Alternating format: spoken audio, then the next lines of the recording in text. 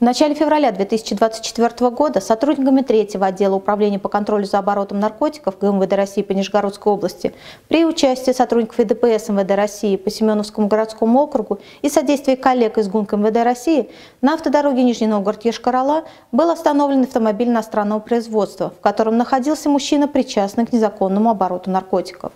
В результате осмотра в автомобиле были обнаружены 5 пакетов с неизвестным веществом. Выборочное исследование изъятых более 4,5 килограммов веществ показало, что в пакетах находится синтетический наркотик. Задержанный пояснил, что перевозил наркотическое средство из Московской области в Сыктывкар для дальнейшего сбыта бесконтактным способом. По данному факту возбуждено уголовное дело по признакам преступления, предусмотренного частью 5 статьи 228.1 Уголовного кодекса Российской Федерации. В отношении злоумышленника избрана мера пресечения в виде заключения под стражу. В соответствии с законодательством за совершение подобного преступления мужчине может быть назначено наказание в виде лишения свободы на срок свыше 15 лет.